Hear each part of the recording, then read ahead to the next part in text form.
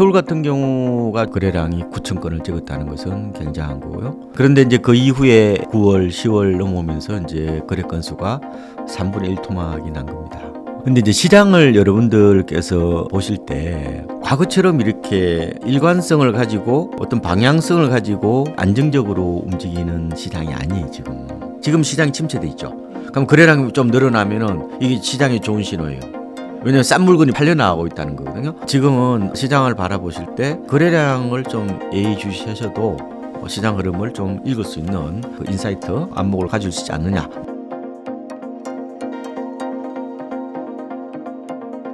안녕하세요. 인터뷰 진행을 맡은 카프카입니다. 오늘은 박원갑 위원님 모시고 부동산 시장에 대한 이야기 나누어 보도록 하겠습니다. 위원님 안녕하세요. 네, 안녕하세요. 네. 네. 요즘 네. 부동산 시장이 네. 거래량이 많이 줄었다고 들었습니다. 네. 정말 거의 뚝 끊겼다 싶을 정도로 거래량이 줄었다고 하는데 네. 현장에서 보시는 지금 부동산 시장 분위기는 좀 어떤가요? 그렇죠. 거래가 수요자들의 심리를 그대로 보여주는 바로미터거든요. 거래가 줄었다는 것은 수요자들이 부동산에 관심이 없다는 얘기예요. 그래서 우리가 이런 말이 있어요. 가격은 속여도 거래량은 속일 수가 없다. 가격은 거래량의 그림자에 불과하다 할 정도로 거래량이 일반적으로 가격을 선행하고요. 그리고 시장의 화랑이나 침체를 가늠하는 굉장히 중요한 지표 중에 하나다. 이렇게 이제 말씀을 드리는데, 서울 같은 경우가 좀 시장에 예민하니까요. 아파트를 중심으로 말씀을 드리면은, 지난해 7월에 거래량이 폭발했죠. 네. 그래서 거의 9,200건 이 정도 됐죠. 연 평균이 지금까지 보면은 한 6,000건 정도? 요 정도인 걸 감안해 보면은 굉장히 거래가 많은 거죠. 요새는 갭투자도 없고 또 다주택자들이 집을 더 사지도 않고 이런 상황에서 거래량이 9천 건을 찍었다는 것은 굉장한 거고요. 그런데 이제 그 이후에 9월, 10월 넘어오면서 이제 거래 건수가 3분의 1 토막이 난 겁니다. 지금 한 3천 건 정도거든요. 근데 이제 시장을 여러분들께서 보실 때 과거처럼 이렇게 어떤 일관성을 가지고 어떤 방향성을 가지고 이렇게 안정적으로 움직이는 시장이 아니에요, 지금은. 마치 소낙비와 가뭄이 불규칙적으로 오가는 장세가 돼버렸어요. 작년에도 보면은 거래가 5월부터 8월 사이에 거의 1년, 그죠? 거래될 게 아마 한꺼번에 이루어지는 어떤 그런 양상이거든요. 그러고 나서 또 가뭄이 또 들어요. 그래서 시장이 어떻게 보면은 한꺼번에 몰아서 거래되는 특성이 요즘 두드러진 모습이라는 건데, 이게 왜 이렇게 이런 모습이 나타났냐면요. 바로 스마트폰이 나온 풍속도라고 보시면 됩니다. 그러니까 포노 사피엔스 시대, 스마트폰이 삶의 이제 새로운 표준이 되는 그런 세계에서 우리가 살다 보니까, 말하자면 이제 같은 정보를 동시다발적으로 받아보다 보니까 사람들이 생각이 비슷하고 행동도 비슷한. 그러니까 거대한 어떻게 보면은 무리짓기가 시장에 두드러진 특징이라는 거죠. 그러니까 어떻게 보면 군중이에요. 독립적 사고를 하기 좀 어려운, 특히 MZ 세대들이 이제 스마트폰을 통해서 정보를 신속하게 취득하고 또 이런 포모 증후군, 나만 소외돼서는 안 된다는 이런 어떤 인식들이 강하다 보니까 계속 옆 사람들 눈치만 보는 거예요. 이게 이제 시장의 어떻게 보면은 특징이다. 그러다 보니까 어때요? 거래가 한꺼번에 확 쏠려서 거래가 되고, 어떨 땐도 그 이후에는 아예 이제 거래가 이루어지지 않는 이런 불규칙한 쏠림 현상, 이게 두드러진 특징이에요. 그래서 이런 상황일수록 너무 이렇게 분위기에 휩쓸리지 말고 좀 더 독립적 사고, 나름대로 좀 약간은 역발상적 사고도 좀 필요하지 않느냐. 중요한 거는 친구가 집 샀다고 막 이렇게 자랑할 때 일대는 위험한 거예요. 그렇게 보시면 되겠다. 그래서 지금 어쨌든 시장의 특성은 과거 2013년부터 2021년까지 그때 대세 상승 무려 9년 랠리를 보였던 때와 완전히 판도가 다르다는 거예요. 움직이려면 빨리 움직이고, 어느 정도 이렇게 많이 좀 올랐다고 생각하면 발을 빼야 되는 상황이 오는 거예요. 그래서 아까 제가 거래량이 중요하다고 말씀을 드렸는데 거래가 바닥에서 터지면요 굉장히 회복 어떻게 보면 신호탄이에요. 근데 어느 정도 거래량이 터지잖아요. 오르는 상황에서 거래량이 터지잖아요. 근데 거래 상투예요. 작년도 보면은 7월이 거래량이 제가 많았다고 말씀드렸는데 서울 아파트 고점은 거의 8월입니다. 한 달 시차가 나고 우리가 2023년 그때도 똑같았어요. 그때도 거래량은 8월에 피크였고 가격은 한 달 뒤인 9월에 피크였거든요. 그래서 항상 거래량을 예의주시해야 돼. 지금 시장이 침체돼 있죠. 네. 그럼 거래량이 좀 늘어나면은 이게 시장이 좋은 신호예요. 왜냐하면 싼 물건이 팔려 나가고 있다는 거거든요. 근데 어느 정도 이렇게 많이 올랐어요. 한 서너 달 올랐어요. 그죠? 근데 이게 그때 그래 져있다. 그럼 위험 신호예요.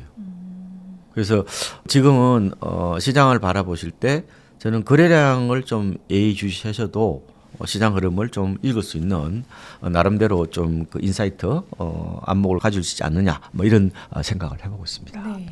사실 이렇게 거래량이 줄어들었는데도 또 거래가 많이 되는 지역과 잘 안 되는 지역은 또 나뉘어 네. 있는 게 요즘 추세라고 들었습니다. 네, 맞습니다. 좀 지역별로 특징은 좀 어떠한가요? 요사이 시장의 특징은 이 지역 분화 현상이라고도 표현해요. 혹은 뭐 양극화라고 표현하기도 하고 차별화라고 표현하는데요. 이 무차별적으로 부동산에 부동자금이 유입되는 그런 시절이 아니라서 그래요. 그래서 지금은 부동산으로 유입되는 통화량이 많지 않다고 저는 봅니다. 에너지가 약하다는 거죠. 그래서 실제로 지금 한국은행 지난해 11월 통계를 아까 봤는데 M2 통화량, 말하자면 시중에 풀린 총 통화량이 늘어나긴 늘어났는데 전년 동월 대비하면은 지금 6.4% 정도 늘어났어요. 우리가 문재인 정부나 과거 노무현 정부 때 연평균 M2 증가율이 10% 정도 되었죠. 그러다 보니까 무차별적으로 막 온 동네 다 오르는 거예요. 근데 지금은 그런 장세가 아니다. 그러니까 어디냐? 주로 인기 지역.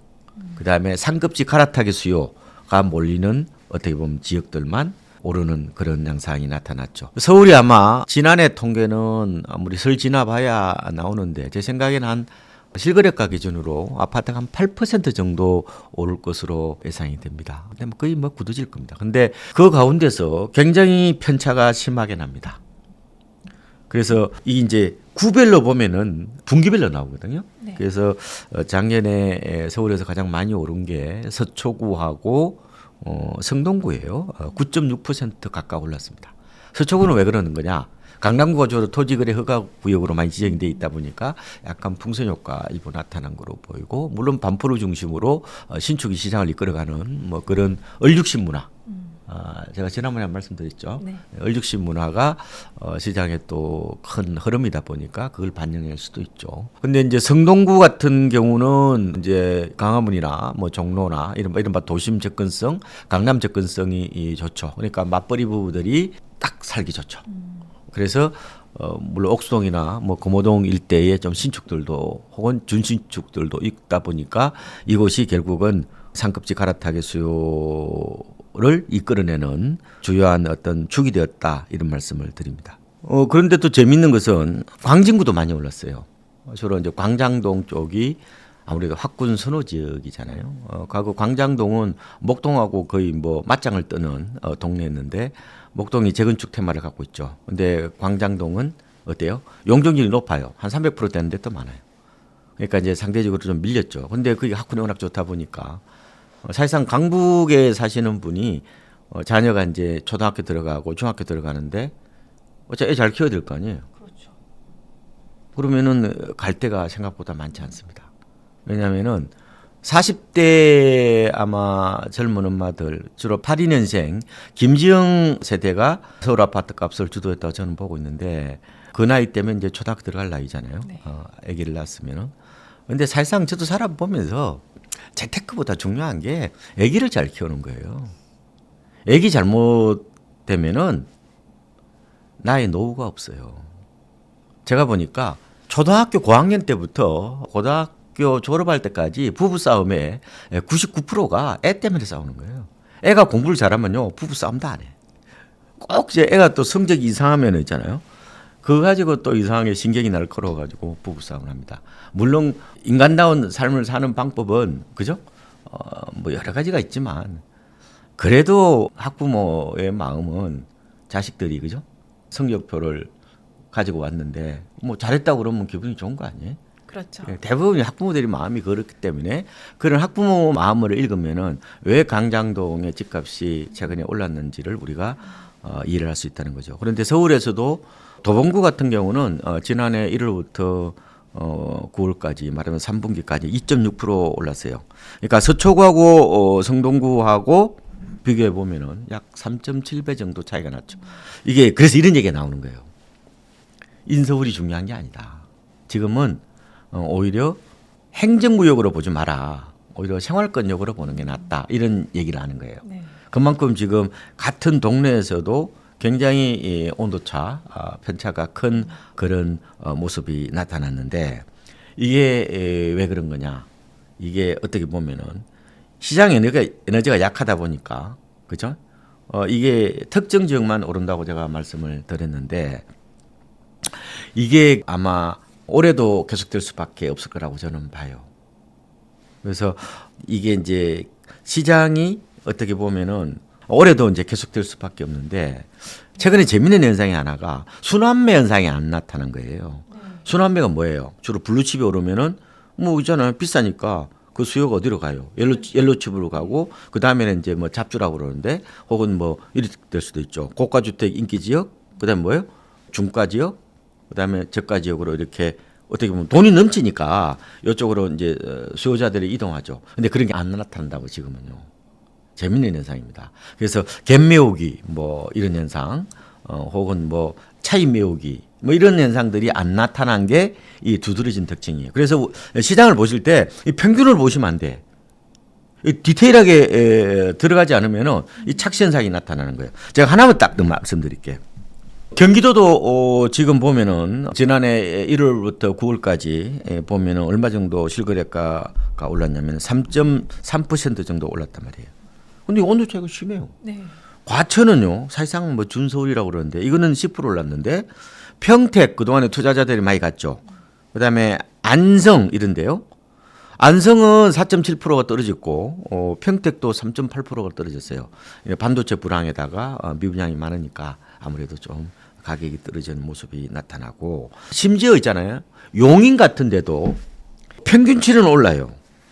그런데 가령 수지구는 3.3% 오르고 기흥구는 1% 올랐는데 처인구는 0.8% 내렸어요.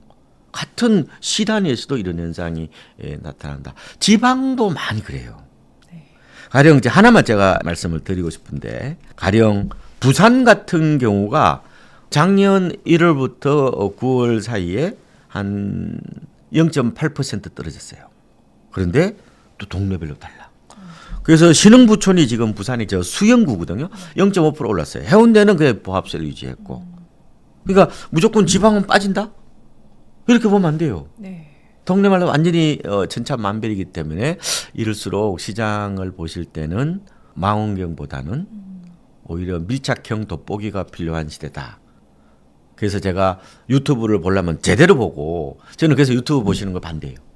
오히려 중개업소 가가지고 아니면 뭐 진짜 구별 통계를 보고 의사결정을 하셔야 되지 그냥 두루뭉실하게 인상적으로 이렇게 바라보시는 거는 굉장히 위험한 거예요. 이런 얘기를 하더라고요. 피터 린치 같은 분이 뭐라고 얘기하냐면은 나는 주식 시장 전문가는 아니다는 거예요. 나는 기업 분석 전문가라는 거예요. 여러분들도 부동산 시장 전문가가 되지 마시고 부동산 물건 분석 전문가가 되셔야 돼. 부동산 입지 전문가가 되셔야 된다고요. 왜? 이게 시장 평론가는 담론에 빠진단 말이에요. 아니 우리나라의 경제가 1%밖에 성장 안 하는데 애기도 안 놓는데 그렇잖아요. 나이는 들어가는 분이 많은데 무슨 집값이 오르냐. 그러면 그런 이제 딱 선언적인 어떤 결론을 내놓고 접근을 하거든요. 그렇지 않잖아요, 작년에. 차라리 뭐 집을 안 사실 거면은 뭐 그런 생각 하셔도 좋은데 만약에 집을 살 진짜 실수요자라면은 저는 그런 담론이나 시장 평론적인 접근이 아니라 진짜 실수요자다운 저는 다리품 이런 현장 밀착형 접근이 저는 필요하다. 이런 말씀을 꼭 좀 드리고 싶어요. 네. 네. 그렇다면 지금 말씀해 주신 것처럼 이렇게 입지가 돋보이는 지역이 더 계속 잘 가고 또 똘똘한 한 채가 또 계속 잘 가는 지금 최근에 네. 나타난 이런 현상이 계속 될 거라고 보시는 건가요? 일단은 추세적으로 보면은 부동산 시장은 초양극화로 가는 것은 맞아요. 그건 우리뿐만 아니라 일본도 그랬고 뭐 주로 뭐 유럽에서도 나타난 주로 인구 감소 시대에 두드러진 특징이 오르는 데는 오르고 그죠? 내린 데는 더 빠진다는 거죠. 인구가 팽창을 해야 결국 외곽도 오르고 비인기적도 오른단 말이에요. 그죠? 그거는 전체적인 트렌드라고 보시면 돼. 근데 다만 좀 더 우리가 시기적으로 좀 좁혀서 본다면은 아마 상반기까지는 정치적 불확실성이 크단 말이에요. 다들 움츠려 있단 말이에요, 이게. 그래라는 걸 보면 알 수 있잖아요. 그래서 고려대학교 심리학과 허태균 교수 말씀은 한국인이 심리적 특성이 6가지가 있는데 그 중에서 두드러진 게 불확실성 회피입니다. 그러니까 불확실하면은 아예 꿈쩍 달싹을 안 하는 거예요. 원래 뭐 정권과에서도 그런 얘기 많이 하잖아요. 오히려 뭐 리스크보다 불확실성이 더 두렵다. 리스크는 분산할 수 있지만 불확실성은 분산이 안 되잖아요. 그래서 아마 정치적인 불확실성이 해소되기 전까지는 뭐 강남이나 뭐 아니면은 비강남이나 지방이나 다 거의 뭐 조정 국면 보고 있거든요. 그러니까 부동산이 중요한 게 아니라 나라가 어떻게 될지 모르니까 누가 그렇게 적극적으로 집을 사겠습니까? 그러면 오히려 어떻게 돼요? 약간은 전체적으로 약간 평준화 현상이 일어납니다. 그죠? 네. 그러면 오늘 상반기에 그러면 강남은 뭐 어떻게 보면 뭐 불패니까 강남만 꾸준히 오르다? 그런 건 없어요. 그래서 이게 다만 큰 위기로만 이게 번지지 않으면은 그냥 약간 조정 국면 정도로 보시면 될 것 같고 진짜 큰 위기가 나타나면은 오히려 강남이 폭락합니다. 그 오히려 하향 평준화 현상이 나타나요. 우리가 외환위기나 글로벌 금융위기나 이럴 때 보면은 오히려 강남이 더 빠져요. 그러니까 근데 일반적으로 강남은 주거 프리미엄을 갖고 있다 보니까 큰 추세적으로 보면 양극화 이게 맞다. 그런데 단기적으로 보면은 결코 이게 치고 올라가는 장세는 아니다. 오히려 강남도 최근에 좀 빠져요. 그렇게 보시면 되는데 그런데 하반기 되면은 저는 약간은 나아지지 않을까 이렇게 보는 거예요. 아까 뭐 그런 불확실성 깊이라는 뭐 회피라는 이런 심리적 특성을 감안해 보면 그런데 문제는 하반기에 지금 뭐가 이제 기다리고 있냐면은 스트레스 DSR 3단계가 지금 대기하고 있단 말이에요. 그럼 모든 이게 대출에 대해서 가상금리를 어떻게 보면 매긴다는 거예요. 가상금리를 그럼 당신이 그럼 4%로 빌리는데 가상금리가 0.25% 내라 그런 뜻이 아니라 가상금리를 적용을 하게 되면 어떻게 되냐면은 대출 한도가 주는 거예요. 그렇게 보시면 됩니다. 그래서 이제 대출이 수도권 이런 시장에는 좀 영향이 좀 큽니다. 오히려 금리나보다 영향이 커요. 그래서 그러면 대출 규제가 이제 쑥 들어오잖아요. 대출 규제가 들어오더라도 상반기의 불확실성보다는 저는 좀 나을 거라고 봐요. 그럼 어때요? 상반기는 어차피 낮아요. 네. 그러면 상절을 맞죠. 그러면은 하반기는 대출 규제가 들어오더라도 그나마 좀 여건이 나아진다면은 아마 이런 식으로 상반기에 저점이 좀 낮고 하반기는 약간 저점을 높이는 형태. 근데 전체적으로 보면 올해는 아마 그냥 욕조용 정도 보시면 될 것 같아요. 조금 뭐 나아질 수는 있는데 뭐 그렇게 강한 어떤 그런 모멘텀을 갖기는 좀 어렵지 않느냐 이렇게 일단은 보고요. 근데 다만 이제 변수가 있는 게 가령 뭐 정치적 불확실성이 해소되고 나서 만약에 새로운 정부가 들어설 거냐 아닐 거냐 이에 따라서 좀 더 정치 기조가 왔다 갔다 하겠죠. 그런데 제가 이제 올해 시장이 가장 큰 변수 우리 상수는 아니에요. 상반기까지 시장이 어떻게 보면은 조정이 된다는 것은 거의 뭐 저는 약간 고정 변수 혹은 상수로 봐도 될 것 같고 그죠? 지금 수준을 보면은 근데 하반기에 이제 결국 이제 이렇게 변동성이 이제 나올 수 있다는 건데 가장 큰 게 저는 통화량이라고 봅니다. 아까 말씀드린 것처럼 통화량이 늘어나면요 그러면은 아까 이제 이 기조가 계속되겠냐고 말씀드렸는데 통화량이 늘어나면은 비인기적도 오를 수 있단 말이에요. 그렇잖아요. 어떻게 보면 물이 넘쳐요. 그럼 어때요? 물이 그러면은 넘쳐버리면은 이게 웅덩이라고 생각해봐요. 비가 많이 와요. 그럼 어때요? 그 웅덩이 물이 고이죠. 네. 그 물이 다 고였으면 어떻게 돼요? 물이 어디로 가요? 이제 넘쳐서 옆. 그렇죠, 그거죠. 네. 그게 스피로버 효과 같은 거예요. 그렇게 될 수 있기 때문에 지금 M2 증가율이 아까 말씀드린 대로 한 6.5, 6.4 요쪽에서 왔다 갔다 한단 말이에요. 10%가 넘어가면은 이거는 약간 분위기가 달라질 수 있다고 봐요. 그래서 저는 시장을 보는 여러 가지 뭐 이런 변수들 혹 우리가 체크 포인트가 있긴 한데 아까 말씀드린 대로 거래량을 좀 보시고 그 다음에 좀 보시는 포인트 중에 하나가 M2 통화량 요걸 조금은 주의 있게 보시면 좋을 것 같고 M2 증가율이 10%를 넘어섰다. 그러면은 외곽 지역도 저는 충분히 오를 수 있다 이렇게 봅니다. 그래서 여러 변수가 많으니까 아이고 막 머리가 어지러우실 텐데 제가 꼭 드리고 싶은 거는 올해는 결국은 따지면 세 가지겠죠, 그죠? 그러면은 가장 큰 거는 정치적 불확실성 해소 부분, 그 다음에 거래량, 그 다음에 M2 통화량.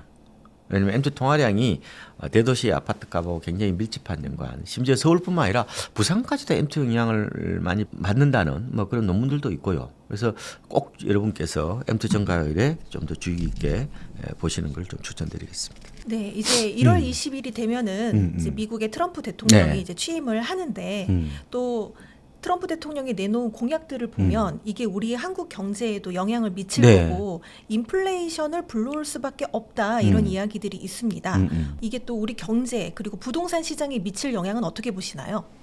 이게 참 변수들이 좀 유동적인 것 같아요. 근데 일반적으로 보면 다 걱정이죠, 이거는. 걱정이 현실화될 건 그건 다른 얘기예요. 트럼프가 그렇게 약간 뭐 어떻게 이념에 치우친 그런 대통령이 아니에요. 장사꾼이잖아요. 상황을 보고 딱 판단하는 거잖아요. 벌써 관세 장벽에 대해서도 약간 뭐 유화적인 어떤 그런 얘기를 하고 있잖아요.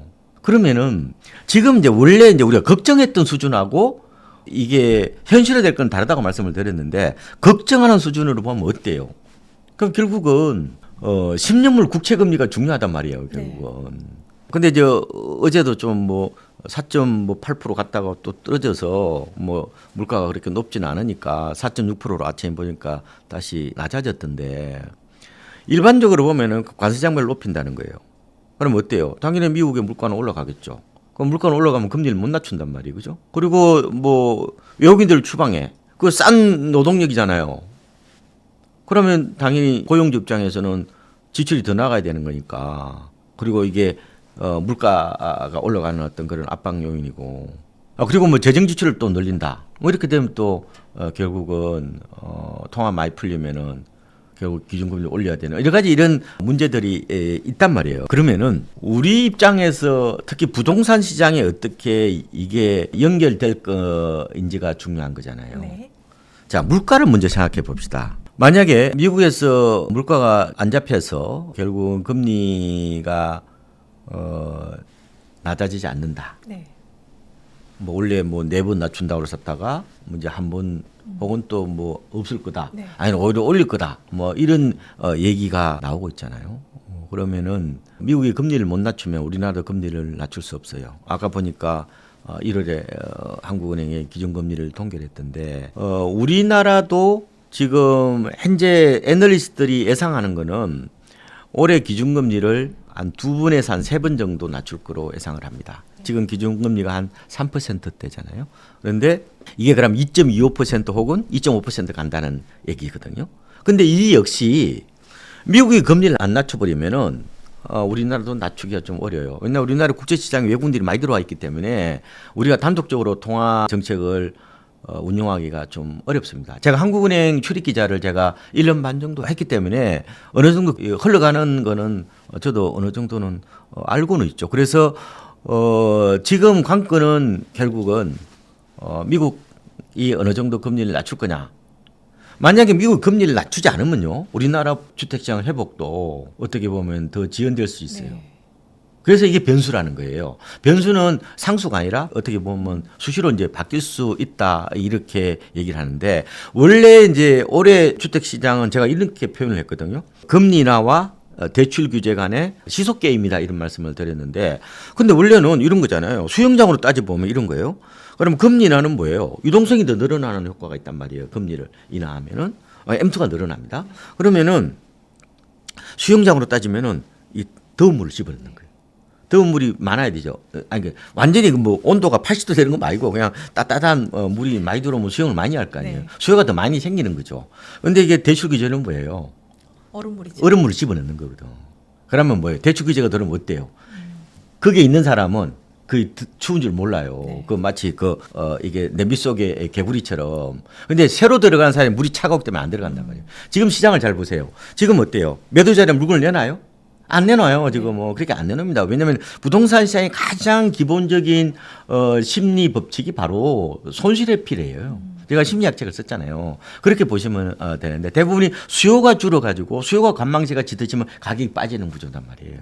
지금 그렇게 보시면 되는데 그러면은 지금 한쪽에서는 그러면은 더운 물을 집어넣고 한쪽에서는 뭐요? 찬물을 집어넣는다고 그랬는데 금리를 일어나지 않으면 어떻게 돼요? 그럼 이게 이 더운 물이 아닌 거예요. 그러면 네. 이게 그러면 찬물만 남아 있는 꼴이잖아요. 물론 이제 정책이 또 어떻게 될지 또 가변적이긴 하지만 우리가 지금 어차피 여러 가능성을 보고 추론을 하는 건데 만약에 금리가 낮아지지 않는다면은 올해 주택 시장도 별 재미가 없다 이렇게 되는 겁니다. 이렇게 아마 제가 이해하시면 좋을 것 같고 뭐 환율이 뭐 높으면은 당연히 뭐 원화 가치가 어떻게 원화 자산 가격이 달러로 평가하면 떨어지는 거고 그리고 환율이 올라간다는 것은 그 나라 뭐예요? 경제 체력이 어떻게 보면 건강도가 어떻게 보면 떨어지는 거잖아요. 그렇게 보면 되는데 어쨌든 지금 환율은 뭐 1,500원 얘기도 하는데 저는 요새 저 대기업에서 우리나라 환율을 올해 한 1,300원대 정도로 보는 거예요. 근데 뭐 그게 맞을 수도 있고 틀릴 수도 있죠. 그런데 만약에 지금 너무 오버슈팅 돼 있어요. 정치적 불확실성 때문에. 그래서 저는 원화 가치가 장기적으로 보면은 뭐 2,000원도 가겠죠. 그러면은 옛날에 IMF 전에 원달러 환율이 700원이었어요. 네. 그때 비하면 많이 올라긴 했는데 다만 올해 단기적으로는 조금 원화 가치가 너무 평가절하되어 있다. 그러면은 저도 이제 애매한 거예요. 이러면. 그럼 미국 주식도 잘해야 된다니까요. 보니까 1,450원에서 1,350원까지 떨어지면 한 9% 정도 빠져요. 네. 만약에 달러 투자했다가 만약 원화로 환산해 보면 이게 갑자기 10% 올라도 똔똔이 돼버리는 거란 말이에요. 그만큼 이게 변동성이 있는데 어쨌든 지금 환율이 안 좋다는 것은 원화 자산에 대한 어떤 가치 평가 이런 건데 그게 이제 부동산으로 많이 연관돼 있죠. 보통 환율이 높을 때 부동산 가격은 안 좋습니다. 예, 그거는 이제 맞는 것 같고 다만 이제 여러분들이 하나 좀 더 체크하셔야 될 거는 이 물가 문제인데요.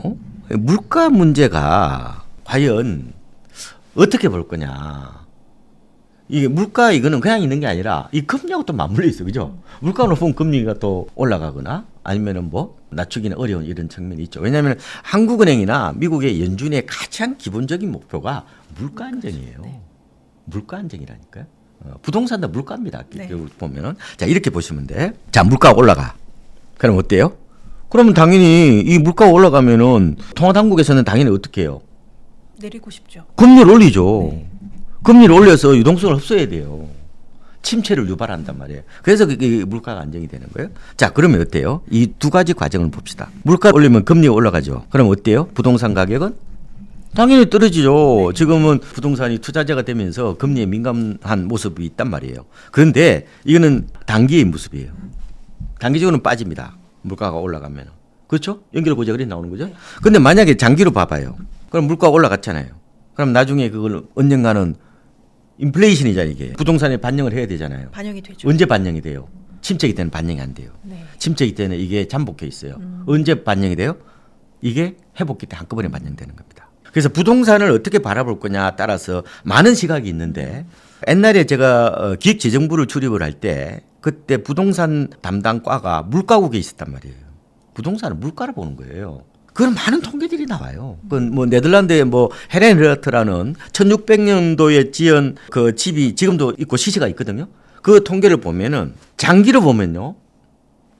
부동산은 물가만큼 올라요. 물가만큼. 그래서 이게 이제 물가를 빼고 나면은 이제 어떻게 보면은 이제 우리가 이제 가격이라는 게 이제 일반적으로 우리 하는 게 명목 가격이거든요. 명목 가격은 뭐예요? 실질 가격 더하기 물가를 더한 거잖아요. 그러면은 뭐예요? 실질 가격은 뭐예요? 물가를 빼버린 거죠. 그래서 보면은 헤렌하트의 그 자료를 보면은 진짜 실질 가격으로 보면은 하나도 안 올랐어요. 명목 가격만 오르는 거죠. 근데 이런 경우도 많아요. 그래서 이런 얘기를 한단 말이에요. 부동산 가격이라는 것은 뭐라고 그래요? 인플레이션 해지 기능이 있다고 얘기 많이 들으셨죠? 네. 뭐 또 총선 때 이럴 때 막 옛날에 뭐 돈 풀린다고 해서 부동산 사고 그런 게 다 뭐예요? 인플레이션에 대한 방어 부분이 네. 있단 말이에요. 그래서 이 물가 부분은 단기적으로 영향을 안 주는데 장기적으로는 결국 영향을 줍니다.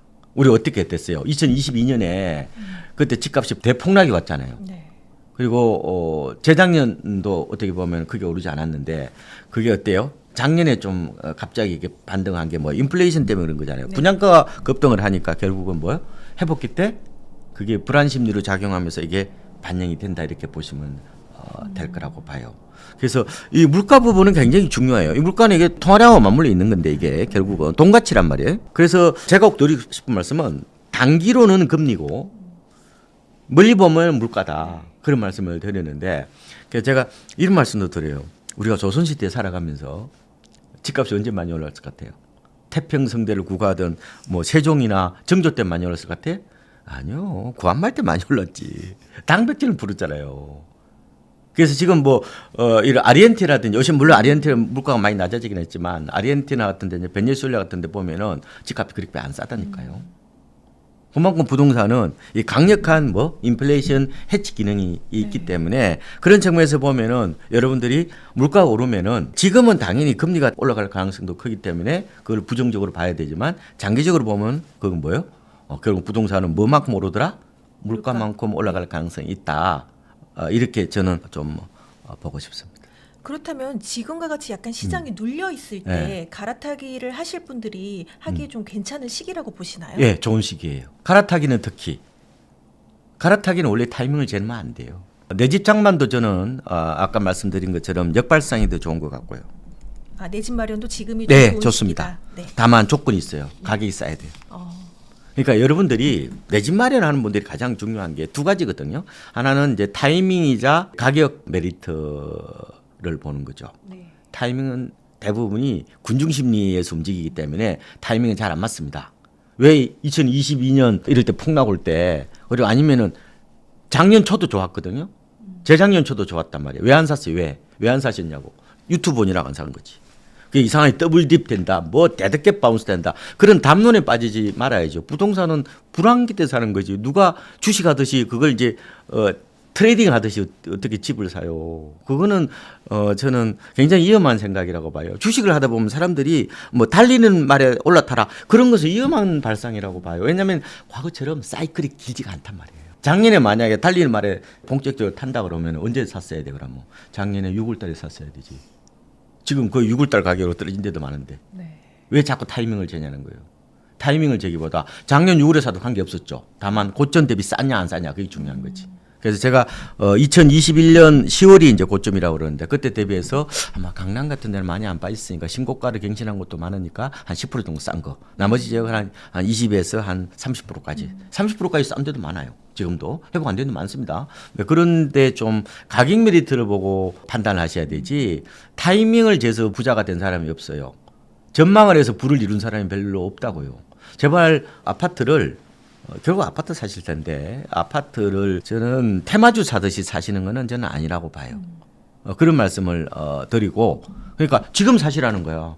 다만 가격이 싸야 사는 거지. 그렇죠. 그 가격이 싼 게 있어요?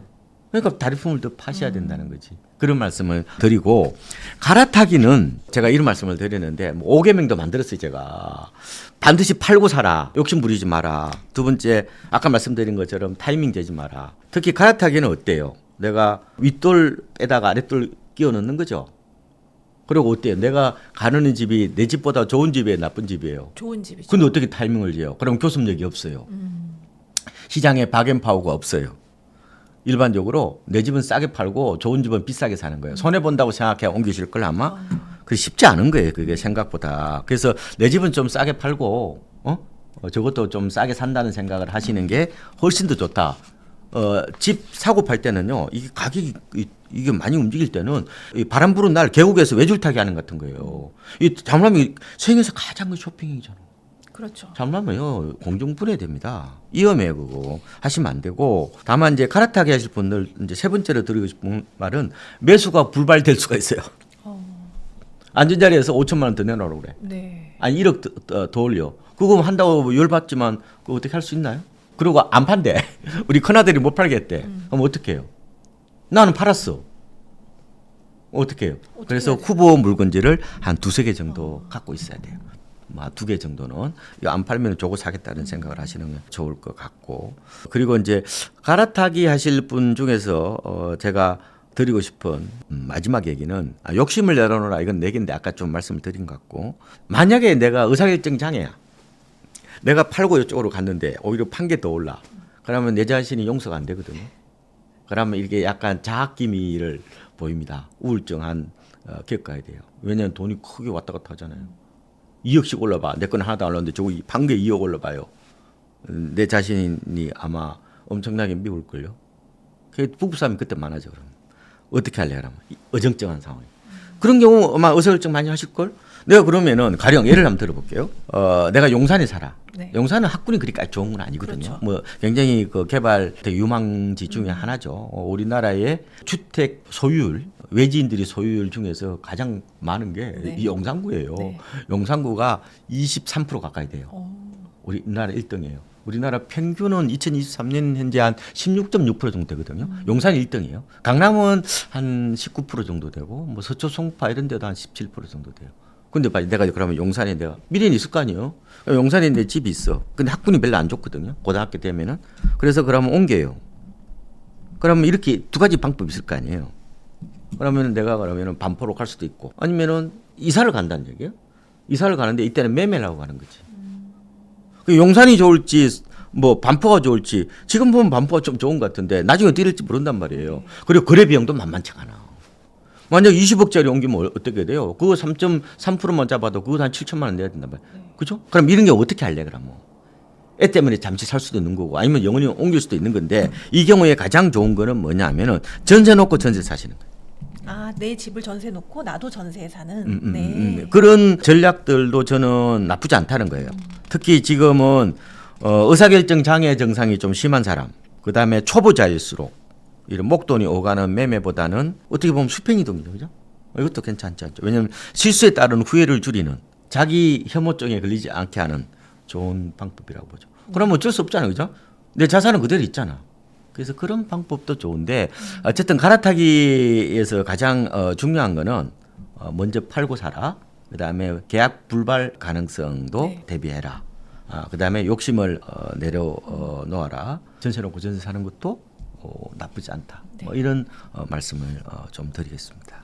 그렇다면 지금 이제 서울 부동산 중에서 지금 시점에 조금 저평가된 지역, 좀 관심 있게 보면 좋을 지역이 있다면 어디가 있을까요? 원래부터 저평가된 게 아니에요? 아니 그 효율적 시장 가설 이런 걸 보면은 정보는 이미 다 재빠르게 다 시장 참여자들한테 다 공유됐다는 거 아니에요. 네. 물론 이제 그게 이제 극단적이라는 말도 하긴 하지만 저평가돼 있다는 말부터 다시 해야 될 것 같은데요. 저평가된 게 아니라 원래부터 재가치가 그 정도밖에 안 될 수도 있잖아요. 그렇다면 고점 대비 상대적으로 덜 오른 아직. 그래서 두 가지로 보시면 되는 건데 고점 대비해서 가격이 좀 덜 오른 곳, 네. 그게 아마 재건축하고 외곽 지역일 거예요. 근데 그게 맞기는 맞는데 그게 싼 게 비지떡일 수도 있잖아요. 그렇죠. 그럼 재건축이 돼야 그러면 가격이 올라간다는 건데. 그래서 저는 이런 포인트를 좀 말씀을 드릴게요. 과연 내가 새 집을 장만할래? 그러니까 외곽에서 새 집을 장만할래? 요새 얼죽신 문화니까. 네. 아니면은 이것도 저것도 아니고 도심에서 그러면 헌집을 내가 살래? 이거는 약간 의사결정이 좀 어려울 거예요. 근데 중요한 거는 피해야 될 거는 뭐냐면은 외곽에서 헌집 사시면 안 돼. 왜냐면은 부동산은 뭐예요? 땅하고 건물 가격이죠. 도시면 건물이 낡더라도 땅값이 비싸고 오르기 때문에 가치가 유지됩니다. 외곽의 헌집은 굉장히 헐값이 될 가능성이 커요. 입지가 우선이라는 말씀이시네요. 입지가 우선이죠. 네.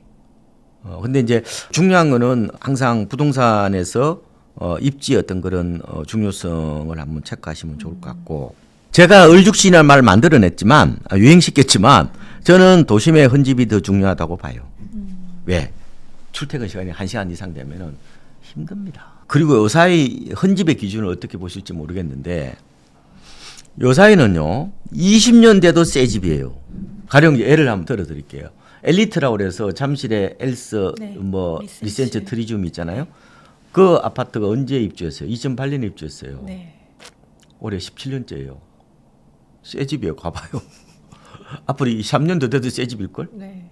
그러니까 요새는 특히 2010년 전후에서 우리나라의 고급화 바람, 아파트 고급화 바람이 불면서 옛날처럼 막 그렇게 대충 하지 않아요. 그래서 새 집에 가보면은 그래서 그러면 내가 이제 판단을 해야 될 거 아니에요. 판단을 해야 되는데 제 생각에는 너무 새 집을 고집하지 말고 한 10년 안팎 정도 된 거에도 새 집이거든요. 10년 돼도 새 집이죠, 저는. 한 제 생각에 한 13년, 뭐 15년 정도 된 거 좀 어느 정도 좀 감가상각이 됐다고 보면 되죠. 그런 곳을 고르는 게 낫지 않느냐. 외곽에 완전 새 집보다 저는 도심에서 한 13년, 15년 된 요새 저는 왜 준신축이라고 이게 더 나을 수가 있다는 거예요. 왜? 생활을 해야 되니까요.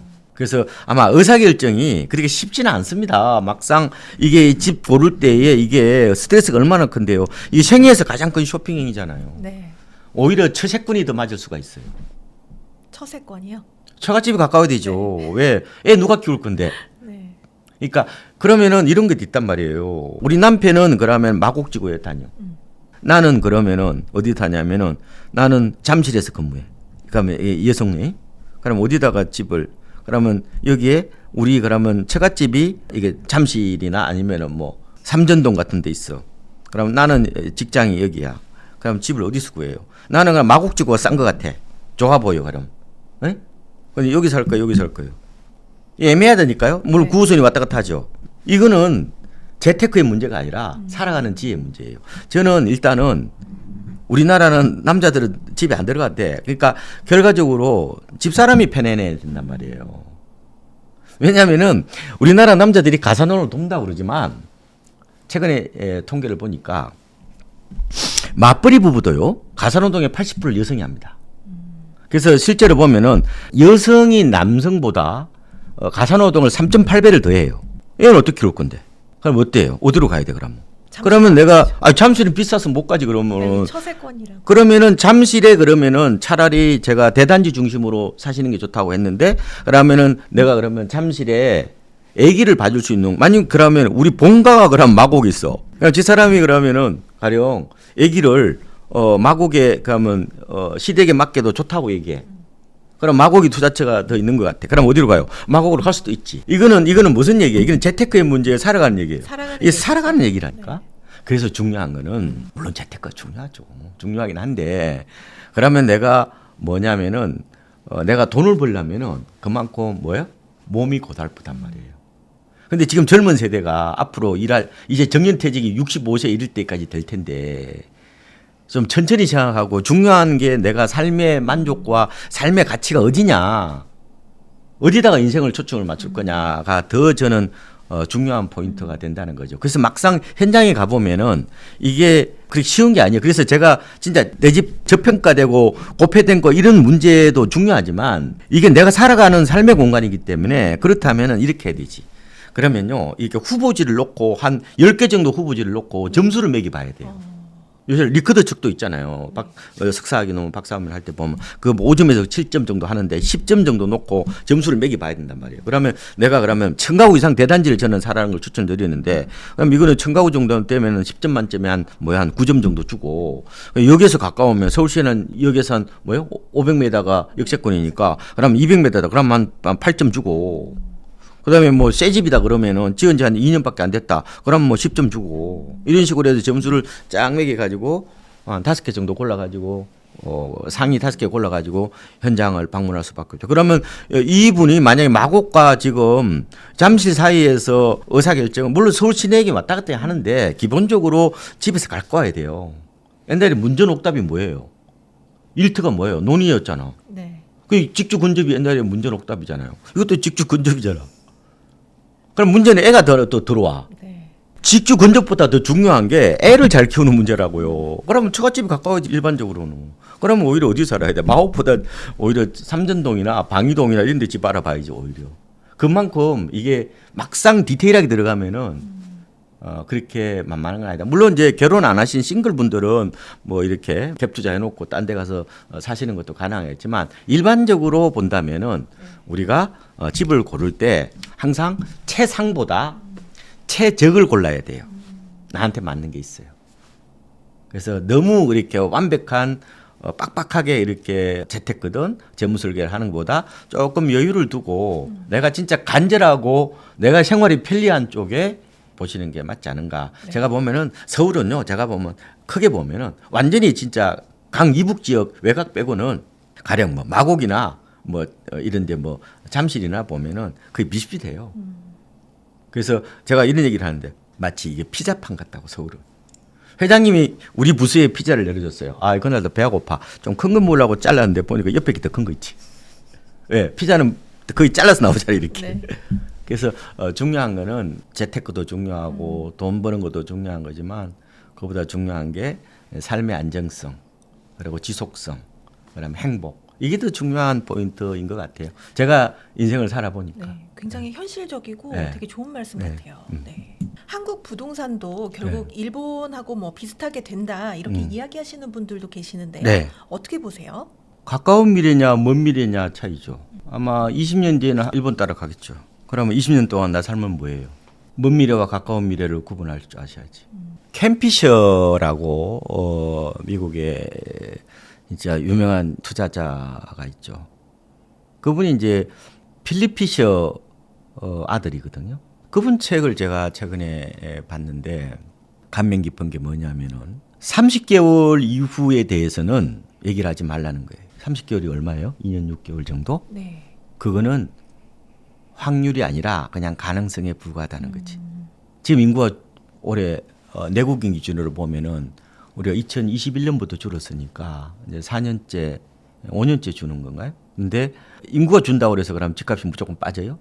그렇지는 않죠. 그렇지는 않죠. 네. 가구 수가 더 중요할 수도 네. 있는데 물론 이제 인구가 많아야 뭐 물건도 많이 사고 경제도 이제 튼실해지고 하는 건데 우리나라 지금 1인 가구가 많이 늘어나면서 가구 수는 지금 2042년부터 주는 거로 나와요. 그러니까 아직은 좀 멀었잖아요. 네. 그 수도권 자꾸 인구 유입이 돼. 네. 지방은 제 생각에는 10년 뒤에 일본처럼 갈 것 같고 근데 수도권은 한 20년 정도 있어야 될 것 같은데요, 아직은. 그래서 우리가 인구가 중요하긴 하죠. 프랑스 사회학자 꽁트는 인구는 운명이라고 그래요. 그 나라의 운명을 결정하는 게 결국 인구잖아요. 근데 문제는 마치 지옥의 묵시록처럼 이미 이 예정된 모든 것을 예정된 시나리오로 보고 우리의 어떤 주체적인 어떤 노력이나 아니면은 그 속에서 어떤 그런 새로운 것을 아니면 유망한 것을 찾으려는 인간의 노력은 굉장히 방기해 버리는 거의 자포자기 민족도 아니고 저는 거기에 대해서 굉장히 불만이 많습니다. 그래서 저는 부동산 쪽 일본 얘기하는 사람 유튜브를 보지 말라고 그래요. 인생에 도움이 안 돼요. 특히 저는 지식인들을 옆에 안 갔으면 좋을 것 같아요. 지식인들은 기본적으로 부정성 편향을 갖고 있습니다. 세상을 다 못되게 보면은 막 끝장난 것처럼 너무 인상만 찌푸리고 다녀요. 그 왜 살아요 그러면? 살 이유가 없죠. 부정적인 견해일수록 우울한 얘기일수록 논리가 치밀합니다. 그럴듯해 보이고 그리고 굉장히 지성 있는 것처럼 보이고 우리나라 경제 유튜브 한번 봐봐요. 좋은 얘기 있어요? 전부 다 이제 끝장났대. 누가 그러면 어떻게 살 건데 그러면? 그러면서 또 딴 데 가서 돈 벌 생각이에요. 근데 그 방향성을 놓고 저는 큰 흐름은 어쩔 수 없다고 봐요. 뭐 경제가 결국 뭐 1%밖에 성장 안 하는데 수출 빼고 나면 거의 제로 성장인데 내수는 부동산에 무슨 미래가 있어요. 근데 그 속에서도 또 양극화라는 게 나타나는 거거든요. 이런 얘기를 하더라고요. 서울대학교 조영태 교수님 말씀에 이런 말이 있어. 많이는 평등하지만 인구 감소에 따른 영향은 평등하지 않다. 차별화라는 거죠. 왜냐하면 일본도 마찬가지고 이렇게 사람들이 더 모이는 도심에 있는 아파트나 이런 부동산 가격은 오히려 신고점을 경신하고 오히려 더 많이 올라요. 네. 그래서 인구 감소 시대의 가장 두드러진 특징이 바로 차별화이자 극과 극 장세이자 이른바 뭐냐면 이게 이 공간의 마태 효과라고 그래요. 마태 효과가 뭐예요? 극과 극을 말하는 거예요. 그래서 그런 현상이 나타날 수가 있기 때문에 내가 그러면 막연하게 그러면 아이 끝장났다고 얘기할 기라. 내가 그러면 절대적 안전지대는 없어요. 이게 상대적 안전지대를 찾아내는 방법. 내가 사우스 코리아를 떠날 게 아니라면은 어차피 살 부동산이 만약에 필요하다면은 내가 현명한 방법은 뭐예요? 세상을 한탄하기보다는 뭐 내가 타격을 상대적으로 덜 받는 곳에 내 자산을 두는 그게 더 지혜로운 방법이 아닐까요? 제가 해보니까 그래서 제가 상대적 안전지대와 절대적 안전지대를 많이 말씀을 드리는데 뭐 절대적 안전지대는 동남아 가시면 되지. 거기 보면 젊은 인구 많잖아요. 예, 잘못하면 빨리 돌아오실 수도 있어. 치안이 불안하잖아요. 그래서 제가 이제 이렇게 말씀드려요. 마포대교를 내가 이제 비 오는 날 좀 비가 많이 왔어요. 제가 걸어갔어요. 근데 우산을 장대 우산이라고 써요. 뭐예요? 골프 우산은요 굉장히 넓어 이렇게. 근데 그거 한 2kg 좀 더 되거든요. 그러니까 어떻게 되냐면은 요 어깨는 안 젖어요. 여기 무릎 밑에는 어차피 물이 튀니까 네, 젖는단 말이에요. 그래서 덜 젖어요. 근데 내가 일회용 우산을 만약에 쓰고 갔다. 그럼 어떻게 됐어요? 양산 같은 걸 쓰고 갔다. 어때요? 다 젖어요 그러면은. 네. 그리고 바람 불면은 뭐요? 우산이 뒤집어져 가지고 그거를 완전히 다 그게 어떻게 보면은 절대적 안전지대와 상대적 안전지대예요. 사우스 코리아에 사는 한 그 비 오는 날 마포대교를 걷는데 어떤 우산을 쓰든 다 젖어요. 근데 우리가 원하는 건 뭐예요? 상대적 안전자산, 좀 더 덜 젖는. 그래서 마법의 상품을 찾기보다 현실적인 대안을 찾는 게 훨씬 지혜로운 거죠. 네. 지혜라는 것은요, 마법의 상품이 없다는 것을 인정하는 것부터 시작되는 거예요. 그래서 내가 할 수 있는 방법이 뭐냐? 어차피 20년 뒤는 일본처럼 간다. 근데 지금 우리가 지금 당면한 문제는 인구 감소의 문제가 아니라 집을 안 짓잖아 지금요. 그러면 인구가 줄면 어때요? 수요가 줄죠. 네. 그럼 집값 빠져요? 오르죠. 어떻게 몰라요? 빠지지. 인구가 줄면 일반적으로 수요가 준단 말이에요. 네. 만약에 공급이 더 줄면 어떻게 돼요? 공급이 주면 더 집값이 수요가 줄어드는 것보다 수요 감소폭보다 공급 감소폭이 더 크면 어떻게 돼요? 가격이 오르잖아요. 네. 그래서 제가 하나만 갖고 판단하지 마시라고요. 지금은 인구 감소의 문제가 아니라 공급을 안 해서 문제다. 2025년부터 2028년까지 입주를 안 해요. 지금 물량이 없단 말이에요. 가뜩이나 지금 신축만 찾는 세상에. 그러면 입주 물량에 대한 민감도가 높다는 거죠. 그래서 우리가 일본을 대할 때 가장 중요한 게 먼 미래와 가까운 미래를 구분해야 돼요. 20년 뒤 미래를 2년 뒤에 당장 올 것처럼 그렇게 우울증에 빠지면 안 된다고요. 지금은 제가 봤을 때 단군 이래 가장 어떻게 보면 살기 좋은 시절이에요.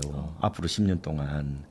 단군 이래에 이렇게 화양연화가 언제 있었어요? 날마다 중국 애들한테 침공당하고 심지어 일본 외구들이 와서 괴롭히고 그랬는데 지금처럼 중국 애들이 와 쳐들어와요. 아니면 뭐 일본 애들이 우리를 쳐들어와요. 이런 단군 이래의 가장 화려한 화양연화가 어디 있냐고요. 다만 이게 이제 점진적으로 우리가 기대치를 낮추고 좀 살아야 되는 그런 운명인데 중요한 것은 너무 먼 미래를 가지고 그걸 땡겨서 마치 세상에 뭐 모든 걱정을 다 하는 것처럼 걱정이 없으면 또 걱정을 만들어서 또 걱정하는 것처럼 그렇게 하지 마시고 좀 더 그냥 일부는 받아들이고 일부는 뭐 내가 그 속에서 한정된 제한된 어떤 환경 혹은 그런 조건에서 나름대로 좀 더 최선을 다하는 그런 지혜로운 방법.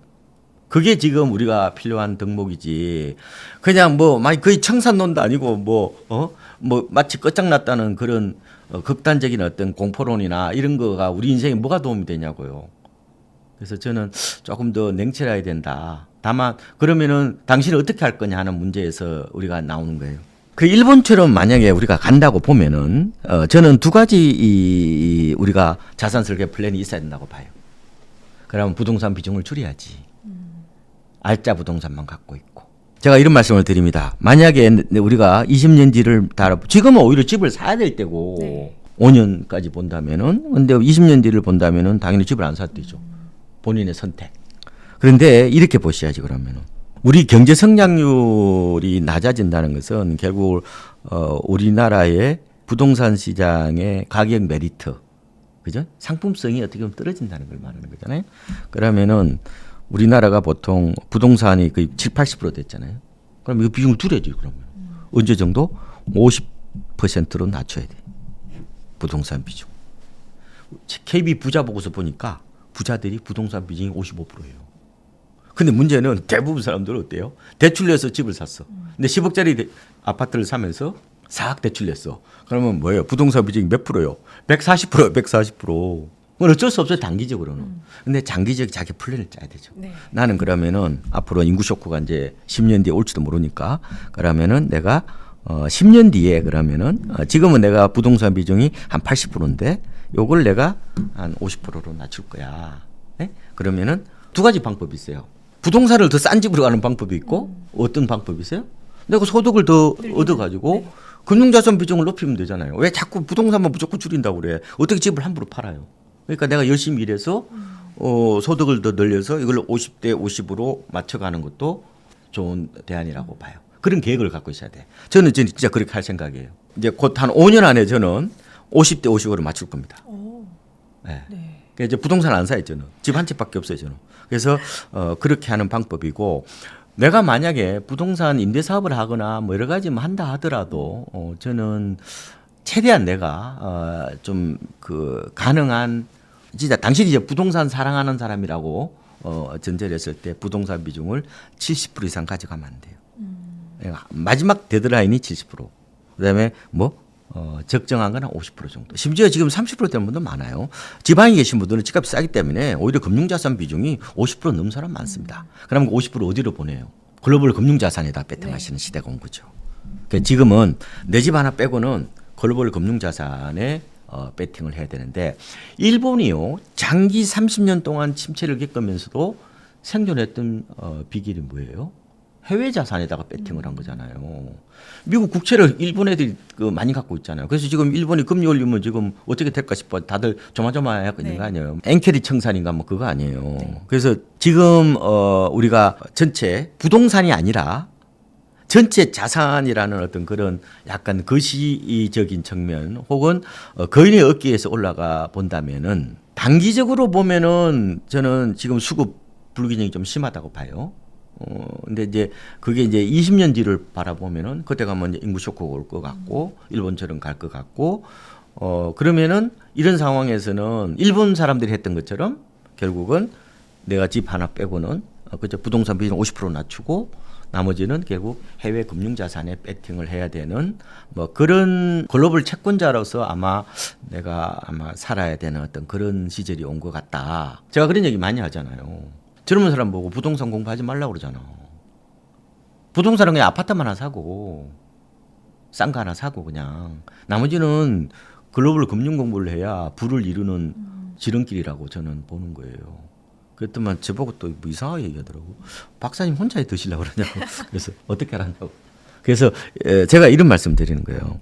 어차피 집은 하나 있어야 돼. 당신이 캐나다에 살든 이탈리아에 살든 아니면 뭐 스페인에 살든 집은 하나 있어야 될 거 아니에요. 근데 집은 있어야 되지 그러면. 집은 있어야 되고 너무 부채를 너무 많이 내면 안 되고 적정한 소비, 알뜰 소비를 하시고 집은 하나 있어야 되고. 근데 나머지를 이제 결국은 부가가치 생산성이 어디 가든 높으냐 이게 중요한 거예요. 우리나라 봐봐요. 우리나라 경제가 막 1.7% 성장이면 이 전부 다 뭐 이 수출에서 나온 거잖아요.